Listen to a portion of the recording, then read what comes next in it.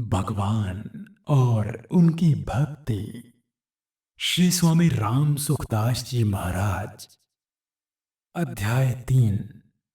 भगवान का सगुण स्वरूप और भक्ति। प्रथम भाग। गीता में समग्र सगुण की मुख्यता। श्रीमद् भगवत गीता में भगवान कहते हैं, तपस्विभ्योऽधिको योगी ज्ञानिभ्योऽपि मतोऽधिकः कर्मिभ्यश्चाधिको योगी तस्माद् योगी भवार्जुन। षष्ठोध्याय। तपस्वियों से भी योगी श्रेष्ठ है, ज्ञानियों से भी योगी श्रेष्ठ है और कर्मियों से भी योगी श्रेष्ठ है, ऐसा मेरा मत है। अतः हे अर्जुन, तू योगी हो जा। इस प्रकार योग की महिमा बताकर फिर भगवान कहते हैं, योगिनामपि सर्वेषां मद्गतेनान्तरात्मना श्रद्धावान भजते यो मां स मे युक्ततमो मतः। षष्ठोध्याय। संपूर्ण योगियों में भी जो श्रद्धावान भक्त मुझ में तल्लीन हुए मन से प्रेम पूर्वक मेरा भजन करता है, वह मेरे मत में सर्वश्रेष्ठ योगी है।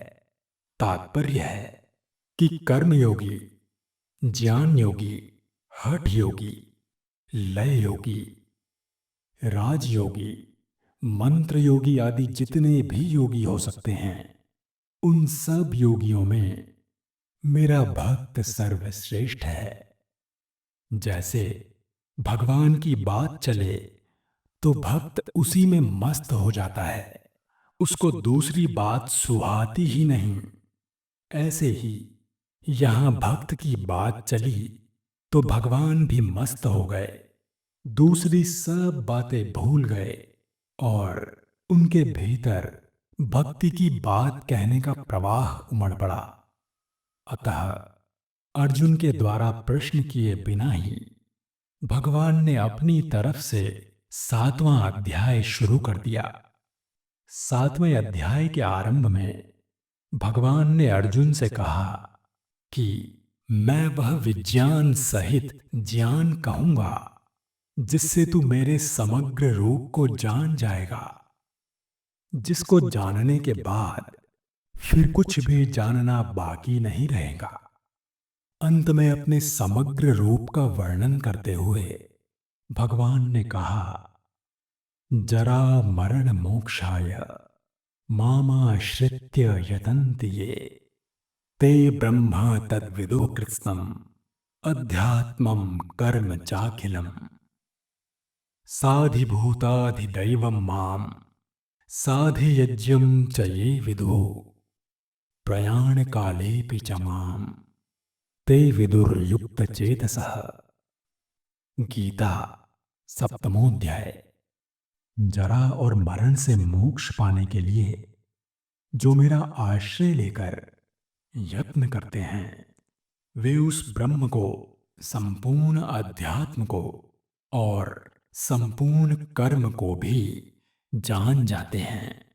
जो मनुष्य अधिभूत, अधिदैव और अधियज्ञ के सहित मुझे जानते हैं, वे युक्त चेता मनुष्य अंत काल में भी मुझे ही जानते अर्थात प्राप्त होते हैं।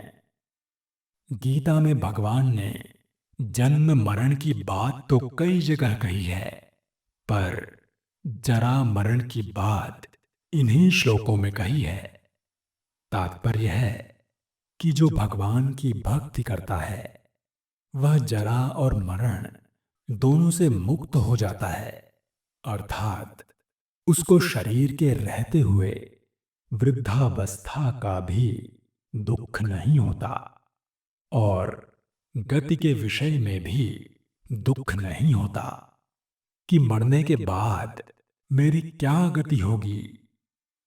वे भगवान का आश्रय लेकर यत्न करते हैं, इसलिए वे भगवान के समग्र रूप को जान जाते हैं, अर्थात विज्ञान सहित ज्ञान को जान जाते हैं। ब्रह्म अर्थात निर्गुण निराकार, अध्यात्म अर्थात अनंत जीव, तथा कर्म अर्थात सृष्टि रचना रूप कर्म। यह ज्ञान अर्थात निर्गुण का विभाग है और अधिभूत अर्थात अनंत ब्रह्मांड, अधिदैव अर्थात हिरण्यगर्भ ब्रह्मा, तथा अधियज्ञ अर्थात अंतर्यामी विष्णु। यह विज्ञान अर्थात सगुण का विभाग है। इन दोनों विभागों को वे शरणागत भक्त जान जाते हैं, कारण कि समग्र का ज्ञान विचार से नहीं होता, प्रत्युत शरणागत होने पर भगवत कृपा से होता है। यहां एक बात विशेष ध्यान देने की है कि निर्गुण निराकार ब्रह्म का नाम भगवान के समग्र रूप के अंतर्गत आया है। लोगों में प्रायः इस बात की प्रसिद्धि है कि निर्गुण निराकार ब्रह्म के अंतर्गत ही सगुण ईश्वर है। ब्रह्म माया रहित है और ईश्वर माया सहित है। अतः ब्रह्म के एक अंश में ईश्वर है, परंतु गीता में भगवान कह रहे हैं कि मेरे समग्र रूप के एक अंश में ब्रह्म है। इसलिए भगवान ने अपने को ब्रह्म का आधार बताया है। ब्रह्मणो हि प्रतिष्ठाहम्। गीता चतुर्दशोध्याय। मैं ब्रह्म की प्रतिष्ठा अर्थात आश्रय हूं, तथा मया ततमिदं सर्वं जगदव्यक्तमूर्तिना। गीता नवमोध्याय। यह सब संसार मेरे अव्यक्त स्वरूप से व्याप्त है। भगवान के इस कथन का तात्पर्य है कि ब्रह्म का अंश मैं नहीं हूं, प्रत्युत मेरा अंश ब्रह्म है। अतः निष्पक्ष विचार करने से ऐसा दिखता है कि गीता में केवल ब्रह्म की मुख्यता नहीं है, प्रत्युत समग्र भगवान की मुख्यता है। पूर्ण तत्व समग्र ही है। समग्र में सगुण निर्गुण, साकार निराकार सब आ जाते हैं। वास्तव में देखा जाए तो समग्र रूप सगुण का ही हो सकता है, क्योंकि सगुण के अंतर्गत तो निर्गुण आ सकता है, पर निर्गुण के अंतर्गत सगुण नहीं आ सकता। अतः समग्रता सगुण में ही है, निर्गुण में नहीं। निर्गुण निराकार को मानने वाले जीव और ब्रह्म को स्वरूप से एक ही मानते हैं।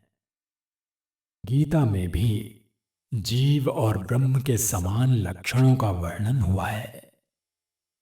भगवान ने देही अर्थात देह वाले जीव के जो लक्षण कहे हैं, वही लक्षण देह रहित ब्रह्म के भी कहे हैं। तात्पर्य यह हुआ कि देह सहित होने से जो जीव है, वही देह रहित होने से ब्रह्म है। अर्थात जीव केवल शरीर की उपाधि से अलग है, अन्यथा वह ब्रह्म ही है। इसलिए निर्गुण उपासना में जो देह सहित है वह उपासक है, और जो देह रहित है वह उपास्य है। देह के साथ माना हुआ संबंध ही जीव और ब्रह्म की एकता में खास बाधक है। इसलिए देहाभिमानी के लिए निर्गुणोपासना की सिद्धि कठिनता से तथा देरी से होती है। अव्यक्ता ही गतिर्दुःखम्। देहवद्भिर्रवाप्यते। गीता 12वां अध्याय। परंतु सगुणोपासना में देह का संबंध बाधक नहीं है, प्रत्युत भगवान की विमुखता बाधक है। अतः भक्त आरंभ से ही मैं भगवान का हूं और भगवान मेरे हैं ऐसा मानकर भगवान के सम्मुख हो जाता है। इसलिए सगुणोपासक का भगवान की कृपा से शीघ्र ही तथा सुगमता से उद्धार हो जाता है। कारण कि भक्त साधन के आश्रित न होकर भगवान के आश्रित होता है। यह सगुणोपासना की विलक्षणता है। सगुणोपासना की दूसरी विलक्षणता यह है कि इसमें भक्त जगत को मिथ्या मानकर उसका त्याग करने पर जोर नहीं देता, क्योंकि उसकी मान्यता में जड़ चेतन, स्थावर जंगम, सत असत सब कुछ भगवान ही है। अमृतम चैव मृत्युश्च सद सच्चाहम अर्जुन। गीता 9वां अध्याय। इसलिए सगुण की उपासना समग्र की उपासना है। गीता ने सगुण को समग्र माना है और ब्रह्म, जीव, कर्म, जगत, हिरण्यगर्भ ब्रह्मा तथा अंतर्यामी विष्णु, इन सब को समग्र भगवान के ही अंग माना है। गीता 7वां अध्याय। इससे ऐसा प्रतीत होता है कि निर्गुणोपासना अर्थात ब्रह्म की उपासना समग्र भगवान के एक अंश की उपासना है और सगुणोपासना स्वयं समग्र भगवान की उपासना है। निर्गुण निराकार ब्रह्म और नाशवान जगत दोनों ही समग्र भगवान के ऐश्वर्य हैं। भक्त ऐश्वर्य से प्रेम नहीं करता, प्रत्युत ऐश्वर्य वाले से प्रेम करता है। इसलिए भगवान ने समग्र की उपासना करने वाले को सर्वश्रेष्ठ बताया है। गीता 6वां अध्याय। और सब कुछ भगवान ही है, इसका अर्थात समग्र का अनुभव करने वाले महात्मा को अत्यंत दुर्लभ कहा है। वासुदेवः सर्वमिति स महात्मा सुदुर्लभः। गीता 7वां अध्याय। यदि गहराई से विचार किया जाए तो सगुण की मुख्यता ही ठीक जचती है। केवल निर्गुण की मुख्यता मानने से सभी बातों का ठीक समाधान नहीं होता, जबकि केवल सगुण की मुख्यता मानने से कोई संदेह बाकी नहीं रहता। आजकल सगुण को माया युक्त मानकर उसका तिरस्कार किया जाता है। यह उचित नहीं है।